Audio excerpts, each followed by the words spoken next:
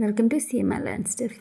ഇന്നത്തെ ക്ലാസ്സിൽ medieval English റൊമാൻസസിനെ കുറിച്ചാണ് പറയുന്നത്. സോ മെഡീവൽ ഇംഗ്ലീഷ് റൊമാൻസസ് എന്ന് പറയുന്നത് 11th സെഞ്ച്വറിയുടെയും 13th സെഞ്ച്വറിയുടെയും മധ്യത്തിൽ ഫ്രഞ്ച് സാഹിത്യകൃതികളെ സ്വാധീനിച്ച് അതിൽ നിന്ന് ഉൾക്കൊണ്ട് എഴുതിയിട്ടുള്ള ഒരു ടൈപ്പ് ഓഫ് പോയട്രിയാണ്, അല്ലെങ്കിൽ ഒരു ഫോം ഓഫ് പോയട്രിയാണ്. സോ ഇതൊരു ടൈപ്പ് ഓഫ് വേഴ്സ് നറേറ്റീവ് ആണെങ്കിൽ ഈ വേഴ്സ് നറേറ്റീവ് എന്ന് പറഞ്ഞാൽ നമ്മൾ പോയട്രിയുടെ പോലെയുള്ള മീറ്ററും റൈമുകളൊക്കെ ഉണ്ടായിരിക്കും. പ്ലസ് അതിൻ്റെ കൂടെ ഏതെങ്കിലും ഒരു ഇൻസിഡൻറ്റ്, അല്ലെങ്കിൽ ചിലപ്പോൾ ഒരു ബാറ്റിലോ അല്ലെങ്കിൽ പഴയ കാലത്തുള്ള രാജാക്കന്മാരുടെ വീര സാഹസിക കഥകളോ അല്ലെങ്കിൽ അവർ നടത്തിയിട്ടുള്ള ഏതെങ്കിലും യുദ്ധങ്ങളോ അതുമായി ബന്ധപ്പെട്ടുള്ള അവരുടെ ഹീറോയ്ക്ക് ഫീൽസുകളോ അങ്ങനെയൊക്കെ എന്തെങ്കിലും ഒരു കഥ മിക്കപ്പോഴും ഉണ്ടായിരിക്കും. അത് പോയട്രിയുടെ പോലെയാണ് എഴുതിയിട്ടുണ്ടാവുക. അപ്പോൾ അതിനാണ് നമ്മൾ വേഴ്സ് നറേറ്റീവ് അല്ലെങ്കിൽ നറേറ്റീവ് വേഴ്സ് എന്ന് പറയുന്നത്. സോ ഇതിൻ്റെ കോമൺ ഫീച്ചേഴ്സ് അല്ലെങ്കിൽ ഒരു ക്യാരക്ടറിസ്റ്റിക്സ് ആയിട്ട് പറയുന്നത് മിക്കപ്പോഴും ഒരു സ്റ്റോറി അല്ലെങ്കിൽ ഒരു പ്ലോട്ട് ഉണ്ടായിരിക്കും. അതുപോലെ തന്നെ ലോങ് ആൻഡ് ഇൻട്രിക്കേറ്റ് പ്ലോട്ട്, വളരെ നീണ്ട കഥാതന്തു, അത് തന്നെ വളരെ സങ്കീർണമായ രീതിയിലായിരിക്കും അവതരിപ്പിച്ചിട്ടുണ്ടായിരിക്കുക. And it also emphasise on incidents like martial experts. ഇപ്പോൾ യുദ്ധമുറകളെക്കുറിച്ചോ അല്ലെങ്കിൽ വീരസാഹസിക കഥകളോ ഒക്കെ ആയിരിക്കും ഉണ്ടാവുക. അത് തന്നെ വളരെ വിശദീകരിച്ചുകൊണ്ട് തന്നെ എഴുതിയിട്ടുണ്ടായിരിക്കും. ആൻഡ് ഓൾസോ അതിനകത്ത് സൂപ്പർ നാച്ചുറൽ എലമെൻറ്റ്സ് കൂടി ഉണ്ടായിരിക്കും. വളരെ കോമൺ ആയിട്ട് തന്നെ ഈ മാനുഷികമായ അങ്ങനെയൊക്കെയുള്ള കുറേ കാര്യങ്ങളുണ്ടായിരിക്കും. അതുപോലെ തന്നെ ആ കാലഘട്ടത്തിൻ്റെ റൊമാൻറ്റിക് തീംസുകളും അതിനകത്ത് ഉൾപ്പെടുത്തിയിട്ടുണ്ടായിരിക്കും. ഇതെല്ലാം ഈ ടൈപ്പ് ഓഫ് പോയട്രിയുടെ കോമൺ ക്യാരക്ടറിസ്റ്റിക്സ് ആണ്. എന്നിരുന്നാലും റിട്ടൺ ഇൻ സിമ്പിൾ ഡിക്ഷൻ, വളരെ ലളിതമായ പദപ്രയോഗങ്ങൾ വായിച്ചു കഴിഞ്ഞ് നമുക്ക് പെട്ടെന്ന് മനസ്സിലാവുന്ന രീതിയിലാണ് എഴുതുക. അതിൻ്റെ കൂടെ തന്നെ വളരെ മെലോഡിയസ് വേഴ്സിഫിക്കേഷൻ, സംഗീതാത്മകമായ വരികളാണ് ഉണ്ടാവുക. വായിക്കാൻ നമുക്കിഷ്ടമുള്ള രീതിയിലായിരിക്കും അതുണ്ടായിട്ടുണ്ടാവുക. വളരെ സിമ്പിളായ ഡയറക്റ്റ് സ്റ്റൈലിലാണ് എഴുതുന്നത്. സോ എങ്ങനെയൊക്കെയാണെങ്കിലും ഈ ടൈപ്പ് ഓഫ് പോയട്രിക്ക് വിമർശനങ്ങൾ ഉണ്ടായിട്ടുണ്ട്. അതായത് പല ആളുകളും പറയുന്നുണ്ട് ഒരു ആർട്ടിസ്റ്റിക് ഫിനിഷ് അതിനകത്തില്ല, അതിൻ്റെ ഒരു അഭാവമുണ്ട് എന്നൊക്കെയുള്ള വിമർശനങ്ങൾ നേരിട്ടിട്ടുള്ള ഒരു സംഭവം കൂടിയാണിത്. എന്നിരുന്നാലും പിന്നീട് ഇങ്ങനെ വന്നു. പിന്നീട് അത് ഇംഗ്ലീഷ് ലിറ്ററേച്ചറിൻ്റെ ഒരു തനതായ ഇംഗ്ലീഷ് സാഹിത്യകൃതികളുടെ ഒരു ഭാഗമായി അത് മാറുകയും ചെയ്തു. നെക്സ്റ്റ് പറയുന്നത് റൊമാൻസസിൻ്റെ വ്യത്യസ്തമായ കഥാവിഭാഗങ്ങളെക്കുറിച്ചാണ്. അതിലാദ്യം പറയുന്നത് the matter of France and the matter of Rome. So matter of ഫ്രാൻസിൻ്റെ കഥാവിഭാഗങ്ങൾ ഏതൊക്കെയാണ്, ഏതെല്ലാം സ്റ്റോറീസാണ് അവരുപയോഗിക്കുന്നത്. ഇതിനകത്ത് ഇവർ എഴുതുന്ന റൊമാൻസിൽ പ്രത്യേകമായി എടുത്ത് പറയുന്ന തീംസ് എന്ന് പറയുന്നത് ഷാർലമാൻ എന്ന് പറയുന്ന ഒരു ചക്രവർത്തിയുടെയും അദ്ദേഹത്തിൻ്റെ 12 peers, അദ്ദേഹത്തിൻ്റെ കൂട്ടാളികൾ, അവരെക്കുറിച്ചാണ് പറയുന്നത്. മാത്രമല്ല ഈ ഷാർലമാൻ്റെ 12 peersൽ ഏറ്റവും ഫേമസ് ആയിട്ടുള്ള ഒരാളാണ് റൊലാൻഡ് എന്ന് പറയുന്നത്. അദ്ദേഹത്തിനെ കുറിച്ചും അദ്ദേഹത്തിൻ്റെ ഫൈറ്റിനെ കുറിച്ചും ഒക്കെ സ്റ്റോറീസായിട്ട് വരാറുണ്ട്. ദെൻ അതുകൂടാതെ തന്നെ മറ്റുള്ള ചില സോഴ്സസ് കൂടി സ്റ്റോറീസ് ഉൾപ്പെടുത്തിയിട്ട് തന്നെയാണ് മെയിൻ തീംസായിട്ട് വരാറുള്ളത്. വളരെ കൺവെൻഷണൽ പാറ്റേൺ ആയിരിക്കും, പരമ്പരാഗതമായിട്ടുള്ള രീതിയിലാണ് അവർ മിക്കപ്പോഴും എഴുതാറുള്ളത്. സോ എന്നിരുന്നാലും സാഹിത്യമൂല്യം കുറവാണ് എന്നുള്ളൊരു വിമർശനം പലപ്പോഴും വരാറുണ്ട്. So next one the matter of Rome.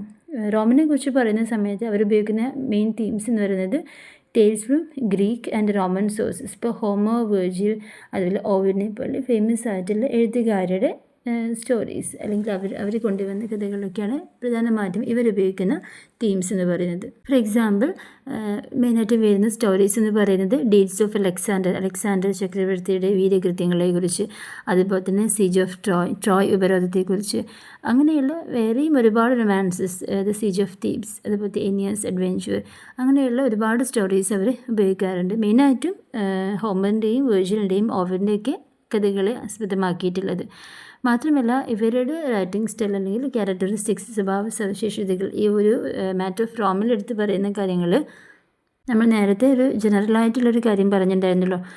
റൊമാൻസസിൽ പ്രധാനമായിട്ടും എടുക്കുന്ന കഥകൾ മിക്കപ്പോഴും വീരകൃത്യങ്ങളെക്കുറിച്ചോ രാജാക്കന്മാരുടെ വീരകൃത്യങ്ങളെക്കുറിച്ചൊക്കെ ആയിരിക്കും പറഞ്ഞത്. അതുപോലെ മാറ്റർ ഓഫ് റോം പറയുന്ന സമയത്ത് അവരുടെ വർക്കിൻ്റെ ഒരു മെയിൻ ക്യാരക്ടറിസ്റ്റിക്സ് എന്ന് പറയുന്നത് mix of heroic and legendary elements, വീരകൃത്യങ്ങൾ തന്നെയാണ്, അതുപോലെ ഐതിഹ്യങ്ങൾ തന്നെയാണ് അവരെടുക്കുന്ന കഥകളുടെയും മെയിൻ തീംസ് എന്ന് പറയുന്നത്.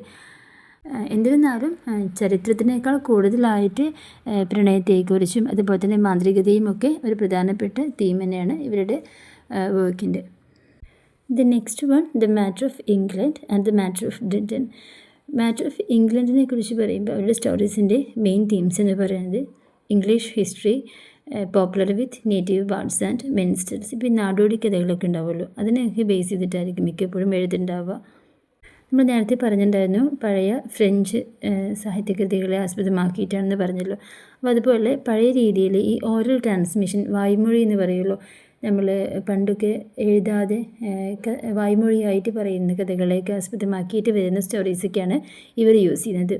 Four example King Horn Scandinavian ലെജൻഡാണ്, അവരുമായി ബന്ധപ്പെട്ട കഥകൾ. അതുപോലെ ഹാവ്ലോക്ക് ദ ഡെയിൻ, അതുപോലെ Guy of Warwick, Bevis of Hampton, അതൊക്കെ എക്സാമ്പിൾസാണ് അവർ ഉപയോഗിക്കുന്ന സ്റ്റോറീസ് എന്ന് പറയുന്നത്. Next one the matter of Britain. അവരുപയോഗിക്കുന്ന മെയിൻ തീംസ് എന്ന് പറയുന്നത് King Arthur and knights of the Round Table. അതുപോലെ അവരുടെ മെയിൻ സോഴ്സസ് എന്ന് പറയുന്നത് കെൽറ്റിക് സോഴ്സസ് ആണ്. അതുപോലെ തന്നെ ആൻഷ്യൻ്റ് ബ്രിട്ടൻ ആൻഡ് വെയിൽസ് ഒക്കെ ഇവർ മെയിൻ സോഴ്സസ് ആയിട്ട് ഉപയോഗിക്കുന്നതാണ്. എന്നിരുന്നാലും ഇവരുടെ കഥകളിൽ ആർതർ ഒരു സെൻട്രൽ ഫിഗർ തന്നെയായിരിക്കും. അതുപോലെ തന്നെ റൊമാൻറ്റിക് എലിമെൻറ്റ്സ് ഉണ്ടായിരിക്കും. അതുപോലെ കെൽറ്റിക് ഇൻഫ്ലുവൻസസ് വളരെ കൂടുതലായിട്ട് കാണാൻ പറ്റും. അപ്പോൾ ഇതൊക്കെയാണ് ഇവരുടെ ഈ റൊമാൻസിൻ്റെ ഒരു കഥാവിഭാഗങ്ങളെ കുറിച്ചിട്ടുള്ള എക്സ്പ്ലനേഷൻസ് എന്ന് പറയുന്നത്. ഇനി നെക്സ്റ്റ് നമ്മൾ പറയുന്നത് ഇതിലെ തന്നെ ആർതേറിയൻ സൈക്കിളിനെ കുറിച്ചാണ്. അതായത് നമ്മൾ പറഞ്ഞല്ലോ നേരത്തെ റൊമാൻസസ് എന്ന് പറയുന്നത് ഫേമസ് ആയിട്ടുള്ള പ്രഭുക്കന്മാരുടെയോ യോദ്ധാക്കളുടെയോ രാജാക്കന്മാരുടെയൊക്കെ വീരകൃത്യങ്ങളെ കുറിച്ചാണ് പറയുന്നത് പറഞ്ഞല്ലോ. അപ്പോൾ നെക്സ്റ്റ് വൺ കിങ് ആർതറിനെ കുറിച്ചാണ്. അപ്പോൾ അതിനെയാണ് നമ്മൾ ആർതേറിയൻ സൈക്കിൾ എന്ന് പറയുക. കിങ് ആർതർ ബ്രിട്ടീഷ് മിത്തോളജിയിലെ ധീരനായ ഒരു യോദ്ധാവും നീതിമാനായ ഒരു ഭരണാധികാരിയായിരുന്നു. അപ്പോൾ സ്വാഭാവികമായിട്ടും അദ്ദേഹത്തിനെ കുറിച്ച് പല വ്യത്യസ്തമായ ആളുകളും ഒരുപാട് കാര്യങ്ങൾ എഴുതിയിട്ടുണ്ട്. ഫോർ എക്സാമ്പിൾ നെനിയസ് എന്ന് പറയുന്ന അദ്ദേഹത്തിൻ്റെ രചനകൾ മൊത്തം Arthur as a historical and military ലീഡറായിട്ടാണ് കാണുന്നത്. ദെൻ വെൽഷ് പോയിൻറ്റ്സിൻ്റെ രചനകളിൽ Arthur as a mythological figure. Then William of മോൺമോത്തിൻ്റെ രചനകളിലൊക്കെ ആർതേഴ്സിൻ്റെ അച്ചീവ്മെൻറ്റ്സിനെ കുറിച്ച് വളരെ വ്യക്തമായിട്ട് കാണിച്ചിട്ടുണ്ട്. അതുപോലെ വില്യം ഓഫ് മൗണ്ട്ബോത്ത് തന്നെ ആർതറിൻ്റെ ഒരു ഷിവാൾജിക് ഐക്കണായിട്ടാണ് കാണിക്കുന്നത്. അതുപോലെ തന്നെ ഒരുപാട് എക്സാമ്പിൾസ് ഉണ്ട്. ആർതർ ആൻഡ് മെർലിൻ, സർ ഗവൈൻ പോലെയുള്ള ഒരുപാട് എക്സാമ്പിൾസ് വീണ്ടും വരുന്നുണ്ട്. അപ്പോൾ നേരത്തെ നമ്മൾ പറഞ്ഞതുപോലെ യോദ്ധാക്കളുടെ വീരകൃത്യങ്ങളെ കുറിച്ചൊക്കെ പ്രതിപാദിക്കുന്നതിൽ ഈ ആർതേറിയൻ സൈക്കിളിന് ഒരുപാട് പ്രാധാന്യമുണ്ട്. കിങ് ആർതറിൻ്റെ വ്യത്യസ്തമായ എഴുത്തുകാർ എങ്ങനെയൊക്കെയാണ് ഈ ഒരു ഇതിൻ്റെ ഭാഗമാക്കിയിട്ടുള്ളത് എന്നാണ് പറയുന്നത്. നെക്സ്റ്റ് നമ്മൾ പറയുന്നത് 15th സെഞ്ച്വറി ബാലൻസിനെ കുറിച്ചാണ്. ബാലൻസ് എന്ന് പറയുന്നത് ഒരു ടൈപ്പ് ഓഫ് പോയട്രിയാണ്. അതിനകത്ത് ഒരു സ്റ്റോറി ലൈൻ ഉണ്ടായിരിക്കും, ഒരു നറേറ്റീവ് പോയാണ്. അതിൻ്റെ സ്ട്രക്ചർ എന്ന് പറയുന്നത് 4 ലൈൻസ് ആണ്. ഒരു ഓൾട്ടർനേറ്റീവ് റൈം സ്കീമൊക്കെ ഉണ്ടായിരിക്കും. പക്ഷേ ഏതെങ്കിലും ഒരു വിഷയത്തെക്കുറിച്ചിട്ടുള്ളൊരു കഥ അതിനകത്ത് ഉണ്ടായിരിക്കും. ഇതിൻ്റെ ഒരു ഒറിജിൻ എന്ന് പറയുന്നത് ഓറൽ ലിറ്ററേച്ചർ തന്നെയാണ്. ഈ വായ്മൊഴിയായി പറയുന്ന പണ്ടത്തെ പോലെയുള്ള വായ്മൊഴിയായി പറഞ്ഞിരുന്ന സാഹിത്യത്തിൽ നിന്ന് തന്നെയാണ് ഇതിൻ്റെയും ഒരു ഉത്ഭവം എന്ന് പറയുന്നത്. അതുപോലെ നാടോടി കഥകളൊക്കെ ഉണ്ടല്ലോ, അതുപോലെ അതിൽ നിന്നൊക്കെ നാടോടി ഗാനങ്ങളിൽ നിന്നൊക്കെ പിന്നീട് തലമുറകളായി അത് കൈമാറ്റം ചെയ്തു. ഓരോ കാലഘട്ടത്തിൻ്റെയും അനുസരിച്ചുള്ള മാറ്റങ്ങൾ പിന്നീട് വന്നിട്ടുണ്ട്. അതായത് പഴയ കാലത്ത് നിന്ന് പിന്നീട് മോഡിഫൈ ചെയ്ത് പുതിയ കുറേ കാര്യങ്ങളൊക്കെ ആഡ് ചെയ്ത് പിന്നീടൊരു ഇന്നത്തെ ഒരു സാഹിത്യകൃതിയുടെ ഭാഗമായി മാറുകയാണ് ചെയ്തിട്ടുള്ളത്. അപ്പോൾ അതിൻ്റേതായ മാറ്റങ്ങൾ തീർച്ചയായിട്ടും ഓരോ കാലഘട്ടത്തിലും ഓരോ സമയത്തും ഉണ്ടായിട്ടുണ്ടാവാം. പിന്നീട് 15th സെഞ്ച്വറിയിലാണ് അത് പോപ്പുലറായി മാറിയത്. മുന്നേ തന്നെ ഉണ്ടായിട്ടുണ്ട്. പഴയകാല ട്രഡീഷണൽ ആയിട്ടുള്ള കുറേ കാര്യങ്ങളേക്ക് ഉൾപ്പെടുത്തി പണ്ട് മുതലേ ഉണ്ടെങ്കിലും 15th സെഞ്ച്വറിയിലാണ് അത് പോപ്പുലറായിട്ടുള്ളത്. സോ ഇതിനകത്ത് എക്സാമ്പിളായി കൊടുത്തിട്ടുള്ളത് first one the Nut Brown Maid, then second one the Chevy Chase. So next നമ്മൾ പറയുന്നത് ജോഫ്രി ചോസറിനെ കുറിച്ചാണ്. മിഡിൽ ഇംഗ്ലീഷ് ലിറ്ററേച്ചറിലെ ഫേമസ് ആയിട്ടുള്ള മിഡിൽ ഇംഗ്ലീഷ് ഏജിലെ ഫേമസ് ആയിട്ടുള്ള എഴുത്തുകാരൻ. അപ്പോൾ അദ്ദേഹം ഒരു എഴുത്തുകാരനായി മാറുന്നു. ഫേമസ് ആയിരുന്നതിന് മുന്നേ തന്നെ അദ്ദേഹം ഹി സെർവ്ഡ് ഇൻ ആർമി. അതുപോലെ തന്നെ അദ്ദേഹം ഡിപ്ലോമാറ്റ് ആയിരുന്നു. ഒരുപാട് വിദേശ രാജ്യങ്ങളിൽ സഞ്ചരിക്കുകയും അതുപോലെ തന്നെ നയതന്ത്ര മേഖലയിൽ അദ്ദേഹത്തിൻ്റെ പ്രാവീണ്യം തെളിയിക്കുകയൊക്കെ ചെയ്തിട്ടുള്ള വ്യക്തിയായിരുന്നു. അതുപോലെ തന്നെ he served as controller of customs.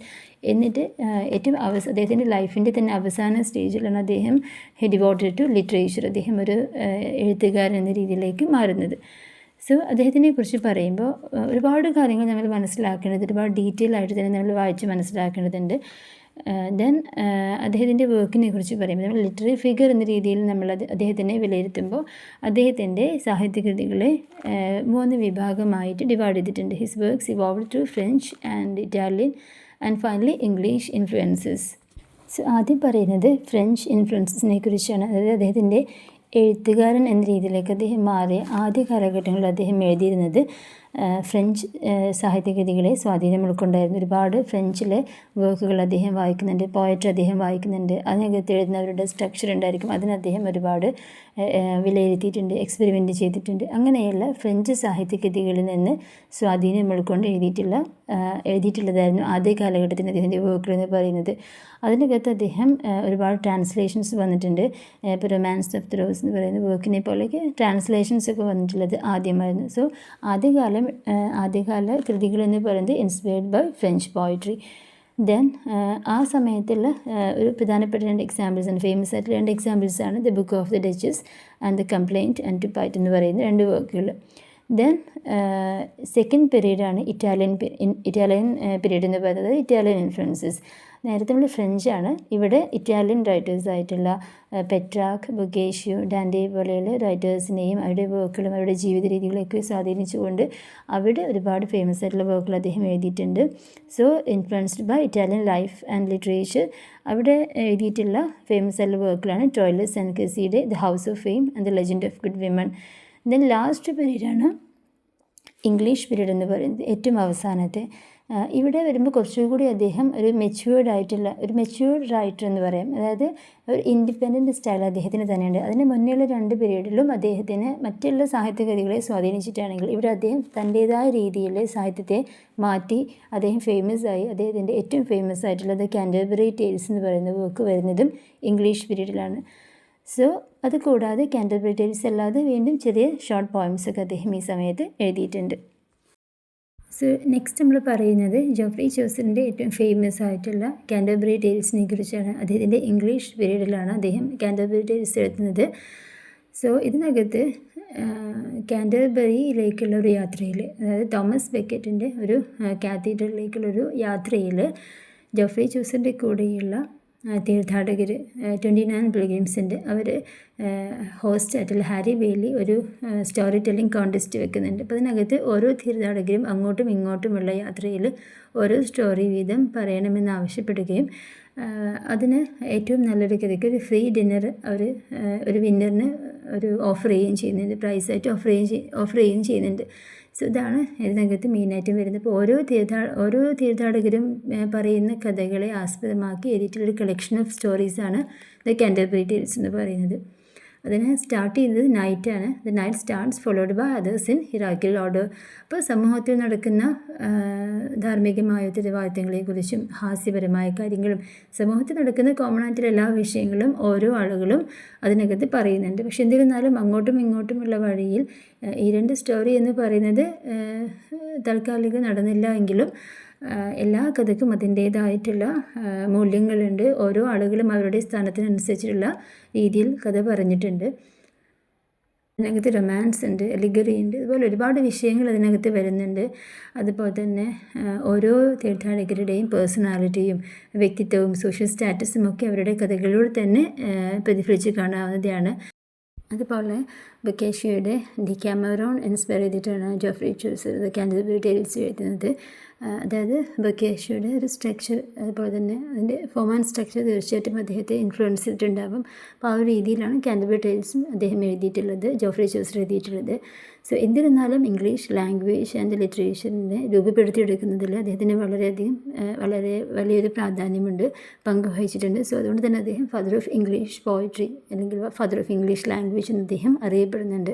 So ഇന്നത്തെ ക്ലാസ്സിൽ നമ്മൾ മെഡീവൽ ഇംഗ്ലീഷ് റൊമാൻസസിനെ കുറിച്ചും മെഡീവൽ ഇംഗ്ലീഷ് റൊമാൻസസിൻ്റെ വ്യത്യസ്തമായ വിഭാഗങ്ങളെക്കുറിച്ചും പറഞ്ഞിട്ടുണ്ടായിരുന്നു. ഓരോ വിഭാഗത്തിലും ഏതെല്ലാം തീംസാണ് യൂസ് ചെയ്യുന്നത് എന്നുള്ളതിനെക്കുറിച്ച് അതിൻ്റെ എക്സാമ്പിൾസും നമ്മൾ പറഞ്ഞിട്ടുണ്ട്. സോ അതുപോലെ മിഡിൽ ഇംഗ്ലീഷ് ലിറ്ററേച്ചറിലെ ഫേമസ് ആയിട്ടുള്ള ജോഫ്രി ചോസറിനെ കുറിച്ചും അദ്ദേഹത്തിൻ്റെ അദ്ദേഹത്തിൻ്റെ എഴുത്തിൻ്റെ 3 പീരീഡ്സിനെ കുറിച്ചും പറഞ്ഞു. ലാസ്റ്റ് നമ്മൾ പറഞ്ഞത് അദ്ദേഹത്തിൻ്റെ ഇംഗ്ലീഷ് പീരീഡിലെ ഏറ്റവും ഫേമസ് ആയിട്ടുള്ള ദ കാൻറ്റർബറി ടെയിൽസിനെ കുറിച്ചാണ്. സോ എന്നിരുന്നാലും ഇന്നത്തെ ക്ലാസ്സിൽ നിങ്ങൾ കാൻറ്റർബറി ടേൽസിനെ കുറിച്ചും അതിനകത്തുള്ള ഓരോ പിൽഗ്രിംസും പറഞ്ഞ സ്റ്റോറീസ് നമ്മൾ ഡീറ്റെയിൽ ആയിട്ട് തന്നെ മനസ്സിലാക്കേണ്ടതുണ്ട്. അപ്പോൾ ഇത് വായിക്കുക. എന്നിട്ട് നിങ്ങൾക്ക് ഏതെങ്കിലും ഭാഗത്ത് ഡൗട്ട്സ് ഉണ്ടെങ്കിൽ ഡീറ്റെയിൽ ആയിട്ട് മനസ്സിലാക്കുന്ന സമയത്ത് ഡൗട്ട്സ് ഉണ്ടെങ്കിൽ നിങ്ങൾ കമൻറ്റ് ചെയ്യുക. വേറൊരു ക്ലാസ്സിനകത്ത് നിങ്ങൾക്ക് ആവശ്യമുള്ള ഭാഗങ്ങൾ എക്സ്പ്ലെയിൻ ചെയ്ത് പറയും. അതുപോലെ തന്നെ മെഡീവൽ ഇംഗ്ലീഷ് റൊമാൻസസിനെ കുറിച്ച് പറയുന്ന സമയത്തും അതിനകത്തും നിങ്ങൾ ടെക്സ്റ്റ് ബുക്ക് കൂടുതലായിട്ട് വായിച്ച് മനസ്സിലാക്കുക. നമുക്ക് PG സ്റ്റുഡൻസിന് എപ്പോഴും കൂടുതൽ വായനയാണ് വേണ്ടത്. വായിച്ച് മനസ്സിലാക്കേണ്ട ഒരുപാട് കാര്യങ്ങളുണ്ട്. നമ്മൾ പഠിക്കുന്ന സമയത്ത് പോയിൻ്റ് വൈസ് നമ്മൾ പഠിച്ചാലും നമുക്ക് ഡീറ്റെയിൽ ആയിട്ട് ഒരുപാട് കാര്യങ്ങൾ വായിച്ച് മനസ്സിലാക്കിയാലാണ് എക്സാമിന് കൂടുതലായിട്ട് നമുക്ക് എഴുതാൻ പറ്റുള്ളൂ. അപ്പോൾ വായിക്കുന്നതിനിടയ്ക്ക് നിങ്ങൾക്ക് ഏതെങ്കിലും ഒരു ഭാഗം കൂടുതലായിട്ട് ഡൗട്ട് വരുന്നുണ്ടെങ്കിൽ ആ ഭാഗം നിങ്ങൾ കമൻറ്റ് ചെയ്യുക. അപ്പോൾ അതിൻ്റെ എക്സ്പ്ലനേഷൻസ് വേറൊരു ക്ലാസ്സിൽ ഡിസ്കസ് ചെയ്യാവുന്നതേ ഉള്ളൂ. സോ ഇന്നത്തെ ക്ലാസ് കേട്ട് കഴിഞ്ഞാൽ നിങ്ങൾ കമൻറ്റ് ചെയ്യുക. So thank you so much.